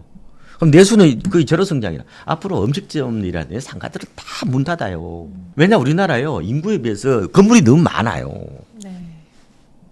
그럼 어떻게 되고 다 비게 되는 거지. 그러면은 이 밖에 성장을 안 하면은 내수는 거의 성장 안 하는데 그러면 부동산은 내수지 외수예요? 부동산 수출해요? 부동산은 내수 기반으로 하는 네. 거잖아요. 그러면 어디에다가 자산을 배팅하는 게 맞아요? 지금 흔히 말하면 미국이나 인도 같은 데지. 최근에 OECD 자료를 보니까 미국의 ICT 정보통신기술 산업의 연평균 성장률이 9.5%예요. 그럼 당연히 그러면은 요새 젊은 세대들이 어떻게 보면은 월세 살면서 미국에 요번에 뭐 엔비디아라든지 네. 아니면은 뭐 테슬라나 아니면은 뭐 아이온큐라든지 뭐 리케팅이라든지 리케팅 컴퓨터 이런 것들을 사는 약간 저는 양자 쪽은 조금 아직은 겁이 나는데 약간 도박 같은 느낌이 있어요. 변동성이 너무 크니까. 근데 이제 기본적으로 수익은 변동성에서 나오는 거거든요. 근데 그렇다고 하더라도 진짜 그거면 간이 쫄려가지고 저는 못하겠던데. 그 이제 본인의 이제 판단으로 하시되 전체적인 방향성은 인구 쇼크에 대비해서 그냥 불안하다, 아이고 뭐 두렵다 그렇게 할 게 아니라 냉철하게 보고 국내 로컬 자산을 어떻게 보면은 그게 부동산이잖아요. 그 비중을 좀 줄이고 그리고 그 안에서도 뭐예요? 일본도 보면은 도심이 더 오르니까 이 압축 현상 이런 이게 이제 설리마 현상이 나타나니까 그쪽으로 자산을 좀 배치를 하고 그죠? 나머지는 뭐 좀 더 글로벌 금융 자산에 좀 투자를 하면서 내가 부를 좀 늘려가는 뭐 그런 방법이 현재로서는 좀 지혜롭지 않느냐. 그러면 이렇게 반대로 해보면 뭐예요? 그러면 뭐 요새 외곽에 땅을 산다든지 뭐 임야를 산다, 임야 요새 사는 사람 없죠. 뭐 그렇다든지 그죠? 그럼 제가 말씀드리는 이 도심 압축 현상과 반대된 오히려 도심 해바라기가 돼야 된다니까 지금은요. 그렇게 그 일본도 그렇게 해서 그나마 가치가 유지되는 것처럼 그러면은 어느 정도 아마 여러분들이 큰 플랜으로 본다면은 어느 정도 방향성이 나오지 않겠느냐. 바로 지금 방향성은 로컬에서 글로벌로 부동산에서 금융으로 그다음에 대면에서 비대면으로 가는 거예요. 네. 그 흐름을 보신다면은 여러분들이 아마 그쪽 방향으로 잡아보면 될 것 같고 다만 금융자산은 기본적으로 종이자산이기 때문에 태풍 불면 다 날아가요. 부동산은 바위 자산이란 말이에요. 태풍이 불어도 안 날아가잖아요. 그래서 무조건적인 어떤 그런 제가 이제 금융자산 비중을 늘리라고 하는데 금융자산은 변동성이 너무 커가지고 그거를 과연 자기가 감내할 수 있는지 자기의 어떤 그런 심리적 특성을 알아야 돼요. 자기 MBTI가 뭔지도 봐야 되고 디테일하게 자기 자신에 대해 연구를 안 하면은 다 털어먹습니다. 이 금융자산은. 그래서 제가 보니까 제가 이제 심리학 책을 2개 썼잖아요. 부동산 심리학 책을 썼는데 투자의 가장 기본은 제가 보면 테크닉이나 아니면은 스킬이 아니라요. 가장 중요한 것은 감정 조절 능력이에요. 멘탈 게임이거든요. 대부분이 멘탈 게임에 다 말려듭니다. 이 폭락 오는 날 보면은 눈동자를 봐도 알아요. 제가 심리학한지 아니면 강심장인지 눈동자를 보면 검은 자위보다 흰 자위가 많잖아요. 자기가 팔기 싫더라도 손가락에 팔고 온다니까요. 손가락까지는 내 의식이 작용 안 해. 이거는 거의 본능으로 움직이는 거거든. 그걸 어떻게 견딜 거냐는 문제예요. 그 멘탈 게임을. 그래서 그렇게 잘하는 분이 계세요. 잘하는 분이 계신데 또 못하는 사람도 많아. 그래서 자기가 진정 어떤 사람인지 수시로 흔들리는 사람인지 아니면 진득한 사람인지 그런 거에 대해서 조금은 자기에 대한 공부 아니 주식 공부보다 주식 그냥 S&P 사면 되는 거 아니에요? 그렇게 말하면 나스닥 100 그냥 적립식으로 들어가면 되는 거지. 그거 뭐 어려운 거 있어요? 그러니까 우리가 종목보다 인덱스 사면 되는 건데 뭐 그건 뭐가 문제예요? 그거는 옛날에는 펀드 같은 거 들었지만 전부 다 ETF 사니까 그렇게까지 리스크가 없어요. 저는 장기로 들어가면은. 근데 문제는 그게 폭락이 오면은 잘 못 견뎌요. 심리적으로. 그래서 그런 부분에 대해서 내가 그럼 어디까지 그런 변동성으로부터 내가 영향을 받는 건지 휘둘리는 건지 아니면 내가 아이고 나는 그렇지 않아요. 나는 뭐 우상향을 믿어요. 저는 맹신자입니다. 그렇게 하는 분들은 아무 관계 없어요. 차라리 그러면은 존니 선생님처럼 아예 그러면 월세 살면서 금융자산 배팅해도 돼요. 근데 대부분 사람들이 그렇게 하면요 머리카락 다 빠집니다. 그건 특수한 케이스. 우리가 얘기할 때는 항상 보통 사람 그냥 상식적인 사람 이 사람들의 베이스를 두고 자산 설계를 하든지 해야 되지. 물론 그렇게 할 수도 있죠. 뭐 세상처럼 이런 게 있잖아요. 우리가 부산에서 서울로 만약에 내가 간다 그러면 보통 뭘 탑니까? KTX 타죠. 비행기 타는 분 그렇게 많지는 않아요, 그죠? 네. 근데 어떤 사람은 버스 타고 오는 사람도 있고, 그렇죠. 자가용 끌고 오는 사람도 있고, 자전거 타는 사람도 있고, 오토바이 타는 사람도 있고, 심지어 있잖아요. 걸어서 오는 사람도 있어요. 네. 방법은 여러 가지예요. 근데 어때요? 일반적인 방법은 KTX를 이용하는 거죠. 그러면 KTX를 타고 오는 것처럼 일반적으로 우리 인간이 살아가면서 그러면 두 가지 큰 돈이 뭐예요? 요새는 뭐예요? 요새는 집하고 주식이에요. 네.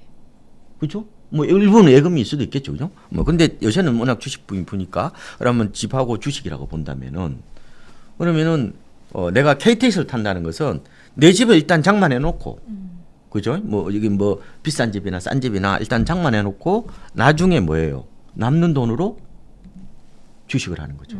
이게 일반적인 KTX 타는 방법이에요. 그렇죠. 근데 만약에 내가 월세를 살면서 모든 자산을 변동성 자산에다가 코인이나 주식에 넣어 놓는 거는 무슨 얘기예요, 그거는? 걸어서 서울 가는 사람이란 말이에요, 그거는. 아니면 자전거 타고 가거나. 그건 아게 희귀한 사람들이란 네. 말이에요. 그게 왜냐하면 일상생활을 못 합니다. 그래서 주식하는 분들 보니까 진짜 잘하는 전업 전문가들도 하루 종일 이게 화면만 보고 있으면은 이게 가격은 악마거든요. 나를 있잖아요. 충동적으로 의사결정하게 만들어요. 그래서 이 양반은 이렇게 하더라고요. 저녁에 배달을 하더라고요. 한 달에 200에서 한 300번대. 그러나 200에서 300벌면은 자기가요. 그렇게 쪼들리거나 심리적으로 휘둘리지 않아요. 좀 안정감을 가질 수 있는 거죠. 그러면 장기 투자를 위해서는 어떻게 보면 뭐예요? 직장이 있어야 된다는 거죠. 그렇죠. 그런 것처럼 내가 그러면은 모든 것을 다 주식에다 배팅하고 사면은 너무 이게 감정의 기복이 클 거 아니에요. 그럼 어떻게 해야 돼요, 그러면? 내가 그러면 견딜 수 있을 정도로 변동성 자산에 배팅을 하면 되는 거죠. 일반적으로는 뭐예요? 집은 내가 이거 바람 불어 안 날아가니까 요 정도는 베이스를 가져가고 남는 돈으로 차곡차곡 적립식으로 심리적 불안이 덜한 인덱스 쪽으로 꾸준히 모아 나가면은 나쁠 건 없다고 보는 거죠. 그건 본인의 선택. 내가 어떤 존재인지 저는 약간 촐랑대는 스타일이라서 주식 올베팅하면 아마 중간에 생명 단축형 투자 같은데 사람마다 달라요. 사람마다 다른데 나의 성격 테스트를 좀 해보시는 것도 좋을 것 같습니다. 본인의 성향에 따라서 안전자산과 위험자산의 적정한 예, 분산. 분산. 예, 예. 그렇게 포트폴리오를 짜서 운영하는 게 좋다 이런 말씀이시네요. 예, 그렇습니다. 네. 최근에 그 부동산 경기에 조금 부양을 위해서 정부가 이제 좀 대책을 좀 발표했는데요. 어떤 내용인가요? 그거는 이제 지방의 중공업 미분양, 그 1가구 1주택 특례 적용된다, 뭐 이런 얘기예요. 근데 모든 미분양이 아니고요. 불 꺼진 아파트. 네. 이미 다 지어진 거. 그러니까 그게 2년 전에 미분양이 있었거든요. 네. 근데 이게 결국은 뭐예요? 세월이 흐르니까 그게 준공이 된 거예요. 근데 그게 아무도 안 사가는 거예요. 그게 준공업 미분양이라고 보시면 되는데 어쨌든 뭐 한 채를 사면은 양도세 중과도 적용되지 않고 일부 비과세를 받을 수 있으니까 메리트는 어느 정도 있다고 봐요. 그런데 문제는 조건이 중요한 게 아니라 상품성이 있는지를 봐야 되죠. 조건을 보고 사면 안 돼요. 이런 거죠. 대출 조건이 들어왔다고 내가 집을 사는 게 아니라, 맞아요? 대출 조건이 완화됐다고 집을 사는 게 아니라, 거칠게 말하면은 이 조건이 중요한 게 아니라 좋은 집을 사야 될 거 아니에요? 아니면 이게 집값이 오를 건지 더 중요한 거 아니에요? 그 조건에 너무 휘둘리면 안 돼요. 이게 왜냐하면은 제 생각에는 준공 때까지 미분양이라는 것은 소비자들로부터 철저히 외면을 받았다는 거거든. 상품으로부터 일단은 경쟁력을 잃었다고 보면 돼. 일반적으로. 네. 그럼 거기다가 그러면 뭐 더 빨라준다고 해서 과연 사야 돼요? 그건 본인이 판단하셔야 되지. 그래서 사시는 거는 저는 뭐 나쁘진 않다고 봐요. 왜냐하면 지방도 저는 이런 말씀 드렸잖아요. 우리가 올해 어쨌든 금리를 좀 낮출 거로 보고 네. 그런데 7월부터 DSR 3단계가 이제 들어오는데 지방은 대출 규제 영향을 안 받는단 말이에요. 집값이 싸기 때문에. 오히려 이 금리 인하 영향을 받으면은 오히려 하반기부터 지방이 완전히 좋아지지는 않겠지만 네. 약간은 저는 바닥을 다질 거라고 봐요. 네. 그렇죠? 그렇게 보면은 오히려 지방에서 이런 중공업 미분양, 가뜩이나 시아파트에 대한 인기 얼죽심 문화니까 사도 되는데 조건이 있어요. 그러니까 입주하고 가격 경쟁을 보셔야 되는 건데 일단 뭐 300가구 이하 나홀로 아파트 사시면 안 돼. 네. 그거는 좀 조심하셔야 되고 당연히 여기서 갖고 와야 되고 통근이 가능해야 되고 가장 중요한 게 가격인데 세집 프리미엄을 인정하더라도 주변 시세보다 5% 이상 비싼 건 안 돼요. 그래서 중공업 미분양을 뭐 한번 관심을 가져보는 거는 나쁘진 않다. 다만 조건이 맞아야 된다. 네. 가격이 어느 정도 싸야 되고 그다음에 조금은 입지라든지 그다음에 규모를 좀 갖춰야 된다. 그건 아마 여러분들이 현장에 가셔가지고 좀 보시고 판단하시면 될 것 같습니다. 지금 그 부동산으로 조금 힘들어하시는 분들도 좀 있는데요. 네. 뭐 영끌로 매수를 하신 분들이나 또 집이 안 팔려가지고 힘든 분들이 또 있고 하는데 이런 분들이 멘탈 관리를 위해서 위원님이 한 말씀 해주시면 좋을 것 같은데요. 옛날에 작가 박완서 선생께서 이런 얘기를 하셨죠. 고통은 극복하는 게 아니라 견뎌내는 거다. 트라우마가 극복이 됩니까? 그는 소설에서나 얘기하는 거죠. 상흔은 지워지지 않아요. 그냥 이기는 거야. 그냥 견뎌내는 거야. 그런데 재밌는 것은 집을 비싸게 산 사람들이 고통스러워하죠. 근데요, 저는 생각보다 고통스러워하지 않는다는 걸 알았어요. 왜냐하면 자구책을 찾습니다. 그거 내 집이잖아요. 그리고 집 살다 보면은 나중에 보면은 가격은 밉지만 집은 안 밉거든요. 집에 대한 어떤 애착 혹은 정서적 가치를 부여하는 겁니다. 이 가치는 두 가지가 있거든요. 하나는 이런 시장적 가치 혹은 교환적 가치, 마켓 밸류가 있단 말이에요. 네. 하나는 이모션 밸류가 있어요. 그럼 가격이 떨어졌어. 그럼 어때요? 마켓 밸류 쪽은 내가 실망을 하고 미워하겠죠. 근데 뭐가 대신에 늘어나요? 이모션 밸류가 늘어나잖아요. 정서적 가치가 늘어나잖아요. 정서적 가치는 단순 노출 효과라고 그래가지고 자주 볼수록 그게 올라갑니다. 그렇잖아요. 아니 실제로 가봐요. 우리 어렸을 때 보면은 뭐 정든 뭐 동산 이런 얘기 하잖아요. 가보면 아무것도 없다니까. 그럼 뭐예요, 그럼? 자주 보니까 그렇지. 그래서 저도 보니까 부부끼리도요. 젊었을 때는 많이 싸우지만 나이 들어 안 싸우거든요. 물론 이제 무관심해서 그럴 수도 있는데 왜냐하면 자주 보니 그래요. 네. 자주 보면 가치를 더 크게 부여하는 그런 인간의 심리적 편향들이 있습니다. 그러니까 자기 동네 뭐 일단은 뭐 안 좋다고 그러면 막 칼 들고 설쳐요. 우리 동네가 항상 최고야. 그건 뭐예요, 그게? 그 당연히 소유 효과에다가 단순 노출 효과가 그 가중되면서 일종의 이제 이모션 밸류가 형성이 된 거란 말이에요. 그래서 생각보다 저는 하우스 푸어 있잖아요. 네. 그다음에 영끌 푸어, 영끌 푸어는 제가 만들어냈는데 하우스 푸어 문제들이 지금 없어요. 우리 2012년에 250만 명 됐다고 하는데 지금 어디 갔어요, 다? 다 해결됐잖아요. 왜? 집값 올랐잖아요. 저는 물가 맞고 집값이 올라간다고 그랬어요, 당분간. 그러면은 이게 다 해결되는 거잖아요. 좀 더 견디면은 충분히 저는 극복이 될 것 같고 시세를 그만 보고 아파트 시세 보지 마시고 이 홈의 가치를 좀 더 내가 비중을 두는 게 더 중요하죠. 아 나는 우리 집은 말이야 여기 막 퇴근하고 나서 집사람이랑 산책하기 너무 좋아. 새소리도 많이 잘 들리고 우리는 초품마야. 애가 말을 횡단보도 안 건너고 학교도 갈 수 있고 이 좋은 공간이 어디 있느냐. 집을 사랑하면요. 집 사랑꾼이 되면은 영끌 풀어부터 극복할 수 있습니다. 공간을 사랑하시면 돼요. 가격을 사랑하지 마시고 그 방법이고 매스컴에서 하우스푸어 아니면 영끌푸어의 고통을 얘기하는데 그거보다 더 큰 거는요.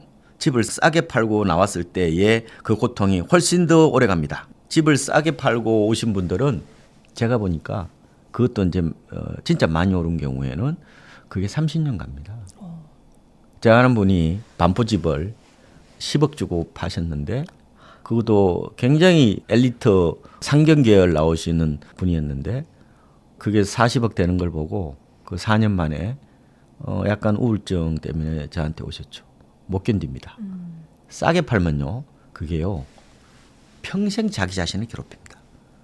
아니 망가의 기회가 없잖아요. 네. 근데 집은 어때요? 지금은 내가 고통스럽지만 어때요? 언젠가는 올라갈 거 아니에요. 대도시 아파트 값은.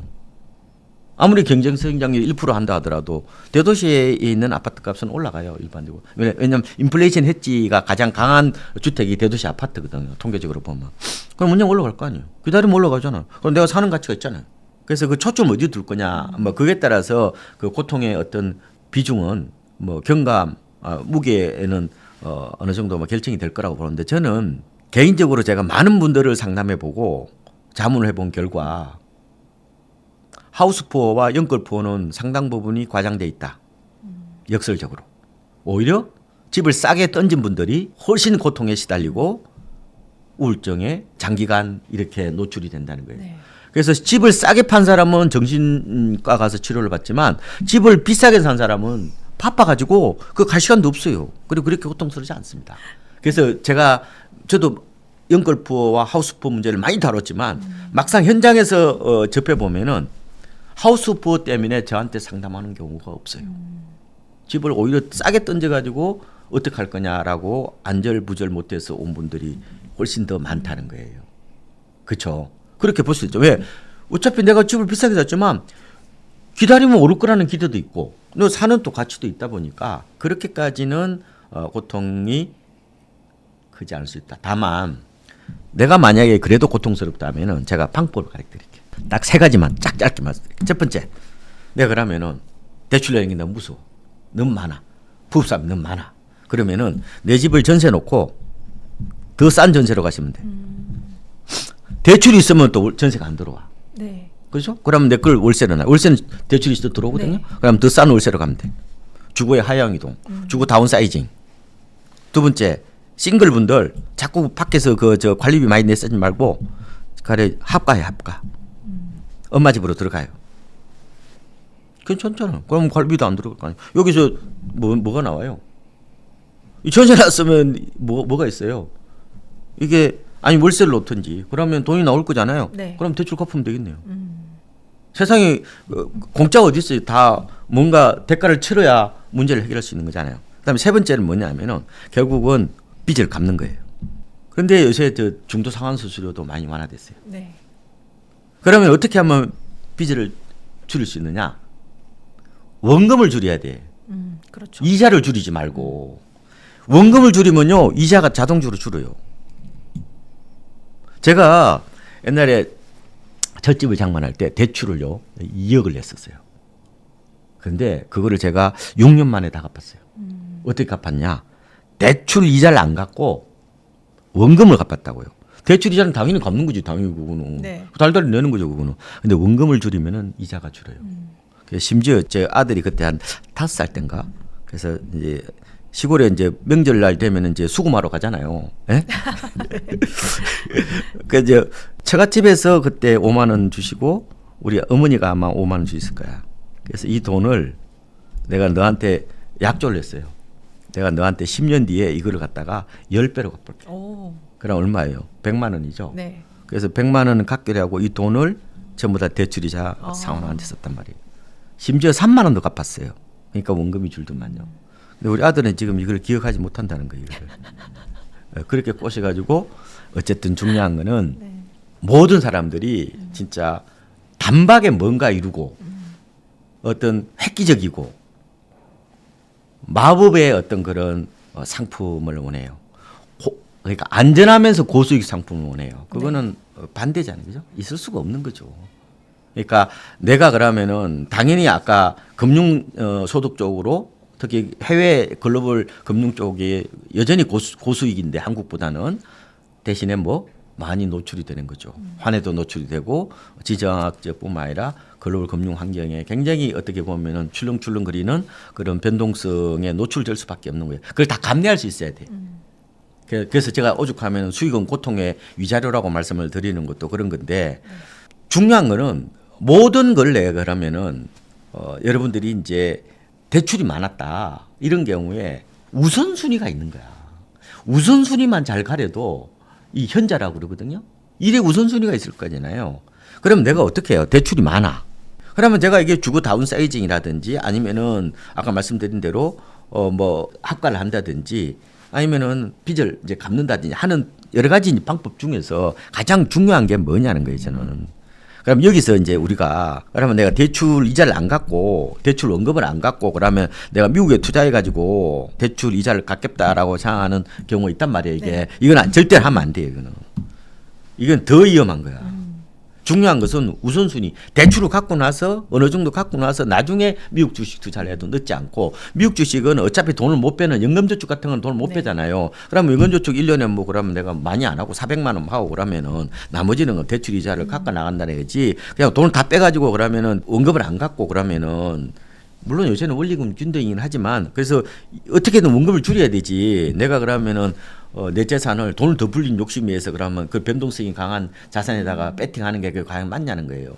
그건 아니라고 이 얘기는 많이 나오는데 그 심리학에서 멘탈 어카운팅이라고 그래가지고 심적 회계라고 그래요. 네. 이 회계를 이게 다 통합해서 봐야 된다는 거예요. 우리가 이제 로또 같은 거 이런 거 있잖아요. 갑자기 5만 원 되면 갑자기 큰 돈 생긴 것처럼 막 돈 팍 쓰잖아요. 그러면 안 된다는 거죠. 그거는 어차피 내 전체 회계로 보면은 내가 돈 번 돈이나 아니면은 로또로 번 돈이 똑같이 5만 원으로 봐야 된다는 거지.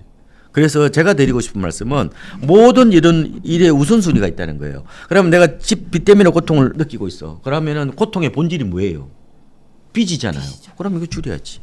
투자보다 대출 상환이 훨씬 더 우선순위를 놓고 의사결정이 돼야 된다고 저는 보는 겁니다. 네. 오늘 정말 너무 좋은 말씀을 많이 해주셨는데요.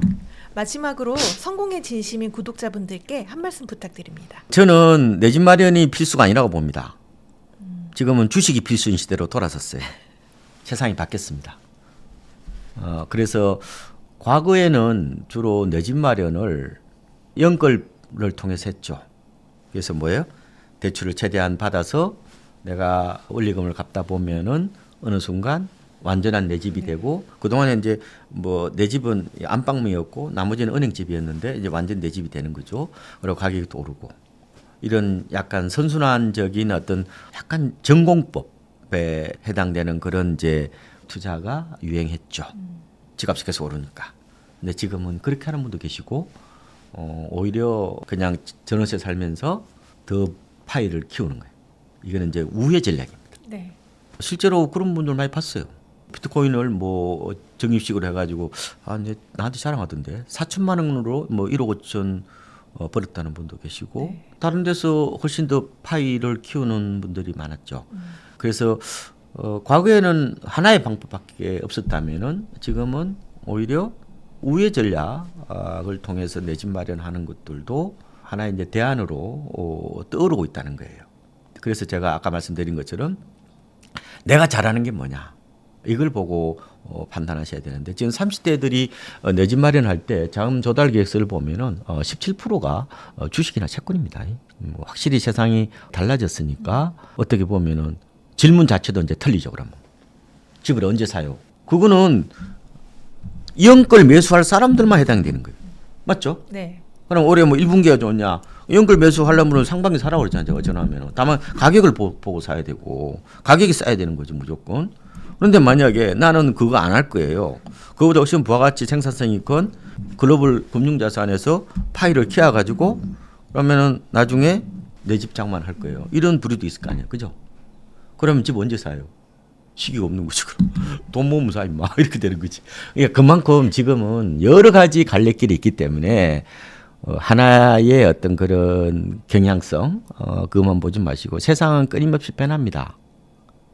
앞으로 아마 또 이런 흐름이 달라질 거고 그래서 여러분들이 조금은 흐름을 좀 지나치게 막 경박스럽게 따라갈 필요는 없죠. 뭐 유행을 그렇게 막 따라갈 필요는 없지만 그래도 전체 트렌드라든 이런 쪽에는 놓치지 않고 따라가는 그래서 그걸 패스트팔로우라고 그러거든요. 뭐 그런 것들도 필요하다. 다만 가장 중요한 게 고수기로 갈수록 나의 어떤 심리적 안정성, 그다음 멘탈 관리 이런 거를 잘 하지 않으면은 하루 아침에 다 말아먹어요. 그래서 그만큼 수익이 높을수록 위험도 높다는 네. 그 어떻게 보면은 투자에 어떻게 보면 가장 중요한 준칙이라고 하면 되죠. 수익은 위험과 비례한다. 이런 부분들은 여러분들이 아마 잘 아실 거고 좀 경험을 쌓아봐야 되는데 제가 가장 중요한 것은 올베팅 하시면 안 돼. 목숨 걸고 투자하시면 안 돼. 그러니까 아무리 고수익이라도 생명을 단축해 가면서 밤잠을 설치면서까지 머리카락이 탈모되면서까지 투자하시는 거는 반대. 그래서 이거를 적절하게 잘 조정해서 나의 방식은 뭐냐. 과거에는 부동산 전문가 만나면 올해 1월 달에 사요, 2월 달에 사요, 상반기에 사요 물어봤지만 아니야 내가 보니까 너는 주식을 더 잘하는 것 같아. 그 나중에 한 3억 모이면 그때가 그 집 사. 아니면은 뭐 5억 모이면 집을 사. 그러면 5년이 될 수도 있고 3년이 될 수도 있는 거잖아요. 그죠? 그래서 지금은 획일화된 질문이 별로 가슴에 안 닿는 겁니다. 네. 그래서 나한테 맞는 방식 그걸 찾는 걸 추천을 드리겠습니다. 네. 오늘 정말 좋은 말씀 너무 감사드립니다. 네, 고맙습니다. 네.